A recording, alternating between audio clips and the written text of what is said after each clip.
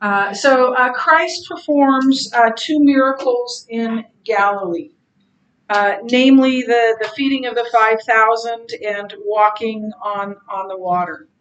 And I'm going to read again this passage, and then we'll jump into it.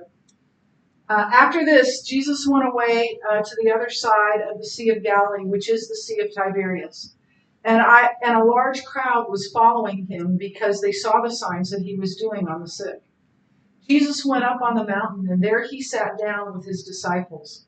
Now the Passover, the feast of the Jews, was at hand. Lifting up his eyes then, and seeing a large crowd that was coming toward him, Jesus said to Philip, "Where are we to buy bread so that these people may eat?" He said this to test him, for he himself knew what he would do. Philip answered him, 200 denarii worth of bread would not be enough for each of them to get a little. One of his disciples, Andrew, Simon Peter's brother, said to him, "There is a boy here who has 5 barley loaves and 2 fish, but what are they for so many?" Jesus said, "Have the people sit down." Now there was much grass in that place. So the men sat down, about 5,000 in number. Jesus then took the loaves, and when he had given thanks, he distributed them to those who were seated, so also the fish, as much as they wanted. And when they had eaten their fill, he told the disciples, "Gather up the leftover fragments, that nothing may be lost." So they gathered them up and filled 12 baskets with fragments from the 5 barley loaves left by those who had eaten. When the people saw the sign that he had done, they said, "This is indeed the prophet who is to come into the world." Perceiving then that they were about to come and make take him by force to make him king, Jesus withdrew again to the mountain by himself. So this is in the spring. It talks about the feast of the Jews, right? The Passover. So this is just shortly before Passover.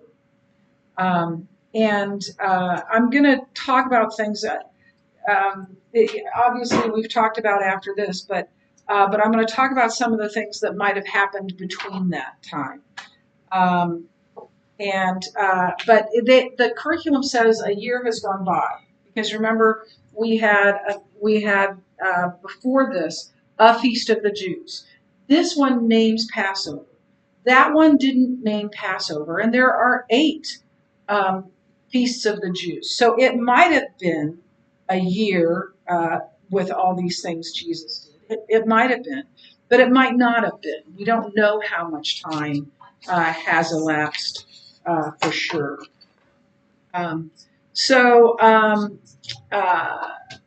But these are things that Jesus did and probably did in that time frame. So we'll talk about that, and that is a very confusing map, but I'm going to walk or talk through this pretty quickly. So they did a number of things, and Jesus traveled to Galilee, and he healed a man with a withered hand. He did that on the Sabbath, once again, causing controversy.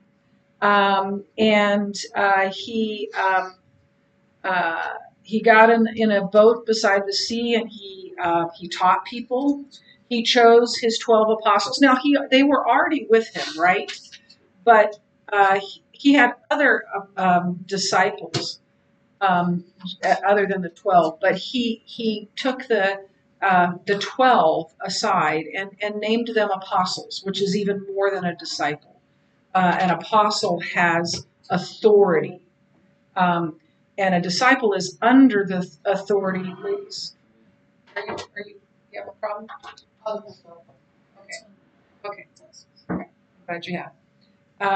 So he sent them out to go preach the gospel, to tell others about Jesus. And then he returned. He preached in Galilee, and part of that was the Sermon on the Mount. And he returned to Capernaum, which was his home base, and he healed the centurion's servant. We talked about that yesterday. And he raised the son of a widow. We talked about that yesterday. And then, he ate with a Pharisee named Simon. And we talked about this too. And a sinful woman anointed his feet, likely a prostitute. And then he goes through Galilee yet again. And his mother and his brothers come looking for him because they think he's crazy. And they denounce him openly. And they get angry. So then he crosses the Sea of Galilee and a storm arises. And he speaks to the storm. He says, "Be still." And the storm abates. The storm goes away. And so he calms the sea. And then he goes to the other side of the sea where he entered the country of the Gerasenes. So this is what I told you was Gentile territory. So all those other places were Jewish territory. But Jesus went into Gentile territory. That word.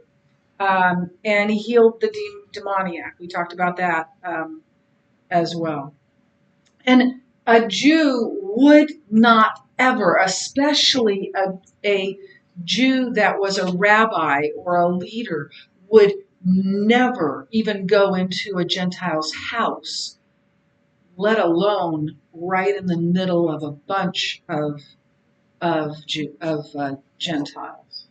But Jesus did that because Jesus came to save the world, not just the Jews. He did come to save the Jews, but he came for more than just the Jews.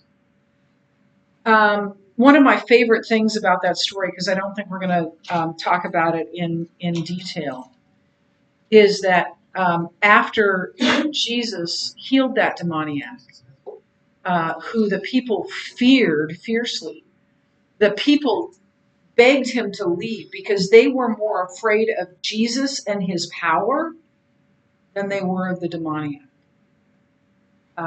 And so they beg him to leave because they're afraid of him. And then he goes back to Nazareth, where his family was, and his family once again reject him. And then he embarks on this again on another tour of Galilee, and he sends the apostles ahead of him. And so when the apostles come back and return to Jesus, they bring news to Jesus of the beheading of John the Baptist. And then Jesus, when he heard that news, realized that both he and his disciples needed to get some rest. He also knew that with the death of John the Baptist, he is now fully engaged, and he has been, but there's just a kind of a more of a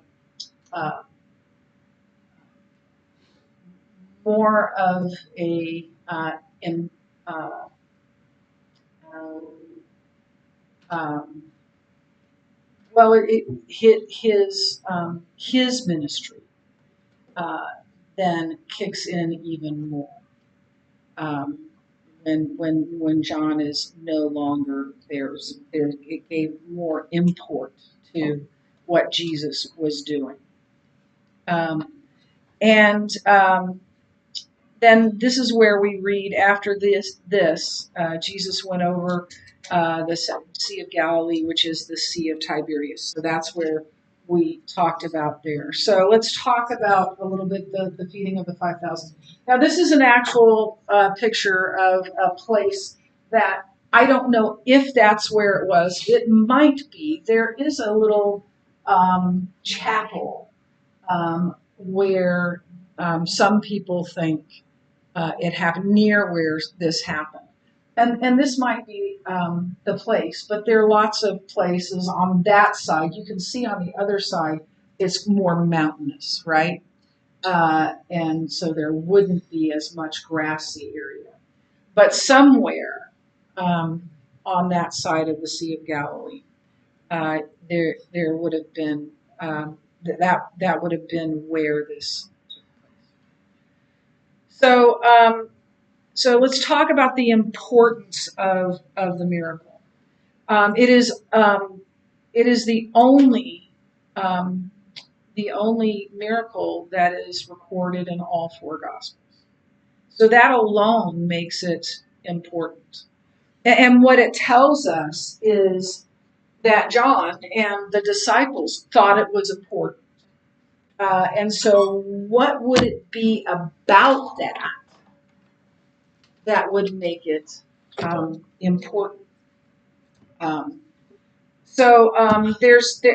you need to make sure you write this down because you will have a test at some point, and you'll need to know these things. So I think I think all three of these are true of this. So the the miracle was that the word they use is performed, but Jesus did this miracle in front of many more people than his other miracles. To have 5,000 people witness that is far more than anywhere else. You think, with other ones, with the woman caught in adultery, and it's just her, right? And so it was in front of lots and lots of people. And then another one, and I think this is more important, is that it's a miracle of creation.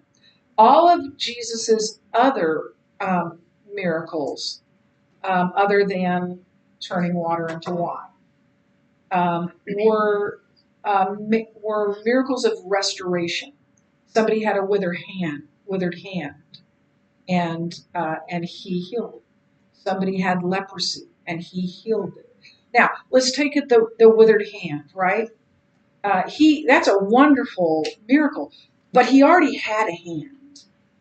He didn't not have a hand, and then Jesus made a hand. In the case of the uh, of this miracle, the feeding of the 5,000, he created more food. So it was a miracle of creation.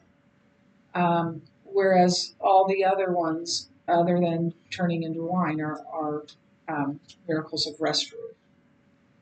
And then I think this is the most important one. It's a picture of Christ.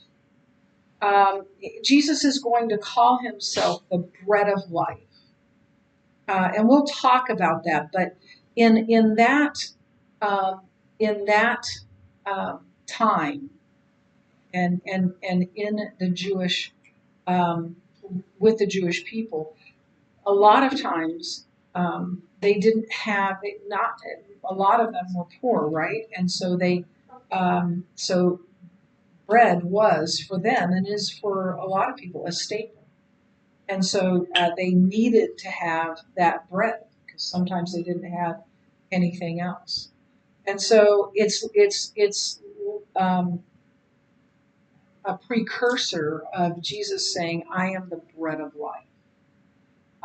And so it's a picture of Christ, and then he's going to say, "This is my."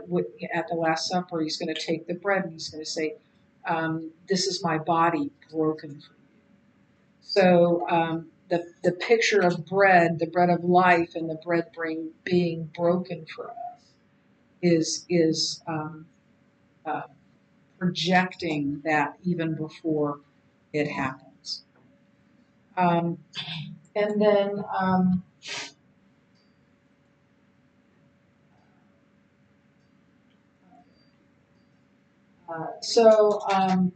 the occasion of the miracle. It was during a time of rest. I'm not sure that that's as important, but they had been traveling around, and so they would have been tired, and so they wanted to um, take some rest. Now, it's going to say here lessons from Christ's vacation.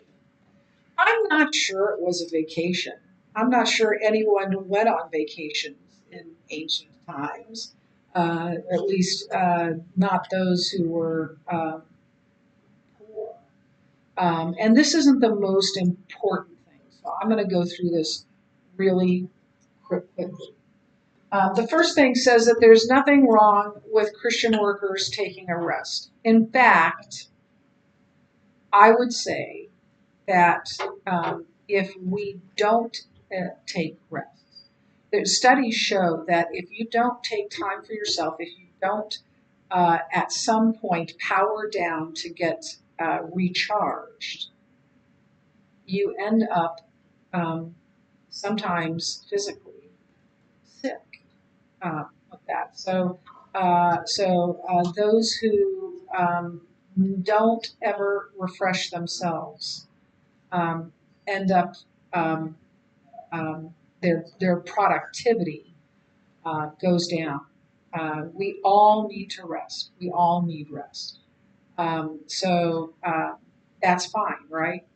And then even while resting from earthly pressure, remain ready to serve the Lord. So if God, if you're on vacation and God, um, speaks to you about talking to someone or doing something, then do that. That's sometimes we get in vacation mode, and this is my time. But I don't think there's such a thing as my time for Christians, because God has the right to tell us, no, you're going to do this now. I need you to do this now, and we need to heed that. And then be willing to have your vacation end sooner than planned. So none of that is the main thing, and I doubt that there's anything on any of your quizzes, or well, maybe on your quiz, but any of your tests that I'll talk about. But I'm going to ask you a question. Uh, why did John record the time of the miracle? That it was just before Passover?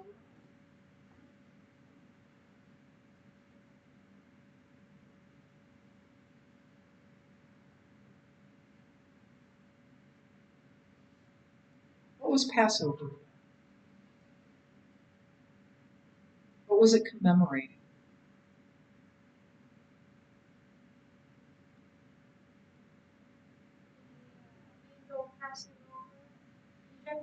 The angel of death passing over. Yep. And what did God tell them to do? Can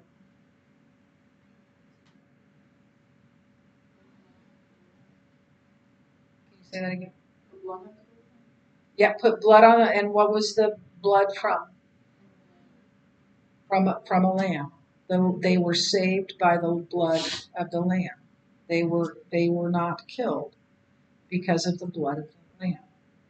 They were told to sacrifice a lamb and put the um, blood on the doors. So um, first of all, John tells us this story for the same reason he tells us everything, each story in this. These were written that you might believe that Jesus is the Christ, the Son of God, and that by believing you might have life in his name. But it does, as we just talked about, it does um, marry up with the Passover lamb, because this is Passover, and they're talking about the Lamb of God. And Jesus is the Lamb of God whose blood will save us and whose death will give us life.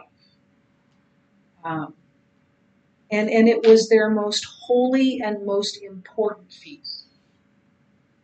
And the sad thing about it is that almost all of the Jews didn't get it.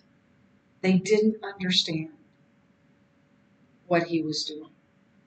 Most of them thought that he was just a itinerant preacher who got in trouble and unfortunately was slain. Others, though, thought that he was an impostor, that he was a charlatan, that he was of the devil, and wanted him dead. Very few then, and very few now, understand his and believe his real identity. So, so Passover and Christ are very closely entwined with one another. He is a picture. Passover. Every story, every uh, every feast of the Jews is about Jesus. It's all about Jesus and who he is and what he has done. We don't see it that way because we don't understand um, what's happening behind the scenes. And the Jews of his day obviously didn't. So we're gonna so we're gonna read a little more and talk more about this miracle. Lifting up his eyes then, and seeing Jesus lifting up his eyes, and seeing a large crowd was coming toward him, Jesus said to Philip, "Where are we to buy bread so that these may eat?" He said this to test him, for he himself knew what he would do. Philip answered him, 200 denarii worth of bread would not be enough for each of them to get a little. One of the disciples, Andrew, Simon Peter's brother, said to him, there is a boy here who has 5 barley loaves and 2 fish, but what are they for so many? So, so trials tend to test our faith. Sometimes when we go through something difficult, it's not fun and we don't want it, but oftentimes it's the only way we can grow in whatever it is God has for us. And oftentimes those challenges draw us closer to Christ.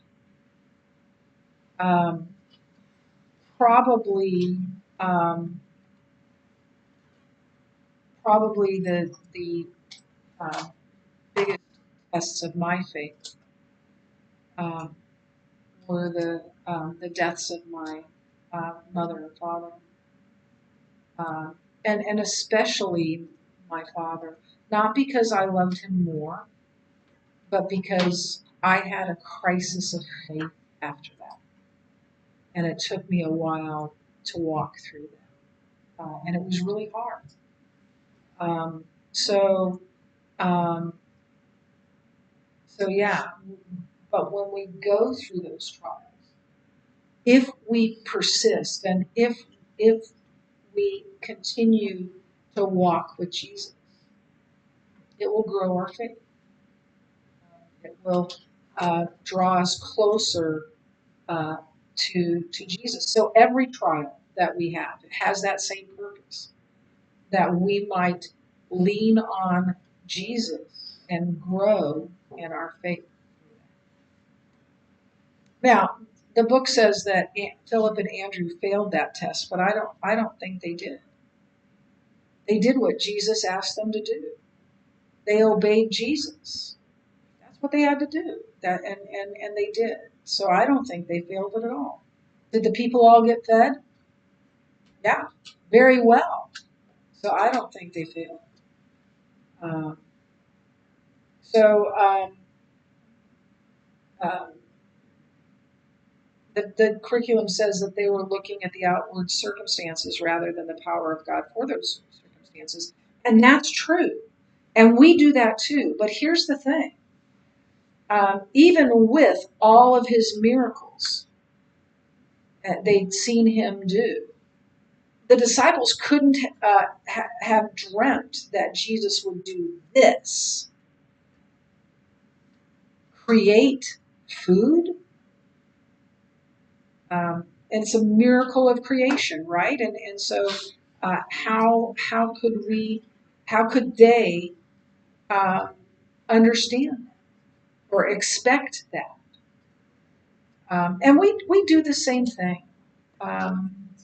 We tend to freak out and run away from God when circumstances get hard, instead of going toward God, instead of clinging to God. And truly, that is the most important thing we can do, is to run toward Jesus, not pull up in our own misery and ignore Jesus. So failure is looking at outward circumstances rather than God's power over those circumstances. Now, I want to tell you, though, that God may not, and I think I mentioned, well, I don't know which class it was, maybe it was all of them, but God may not answer your request with a yes. A lot of times when that happens, people say God didn't answer my prayer. Did I talk about this yesterday? So when God doesn't do what we've asked, we say God didn't answer my prayer. So if one of you said to me right now, "Can I go to my locker?" and I said no, would you say, "Why didn't you answer me?" No, I answered. Yeah. God doesn't always answer yes, but he always answers. And sometimes the answer is no. And we don't understand why. But I believe that in eternity, well, here's what C.S. Lewis says, and I love this. He says the first thing we're going to say when we get to heaven is, "Of course," because it's going to all make sense. But sometimes he says no, and he's doing that for a reason, and we just have to trust that God knows what he's doing. So, so yeah, they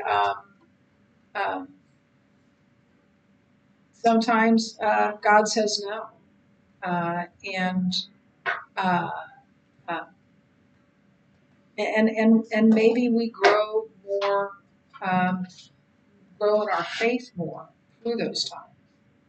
And I think that's why that that's what he wanted for his disciples. That's why he did the miracles, so that his disciples would grow in their faith and then grow in their um, uh, love of Jesus and obedience to Jesus.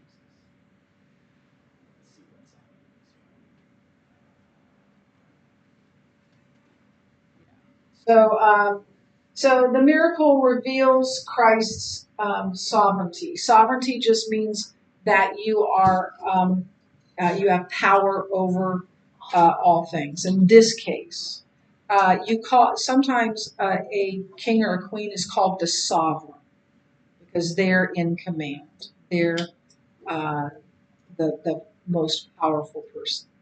So Christ's sovereignty is the same as God's. So he is all powerful. It isn't just that he's really powerful.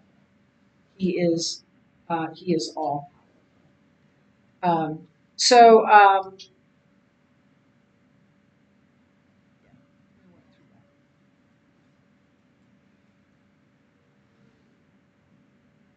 read it one more time. Jesus said, "Have the people sit down."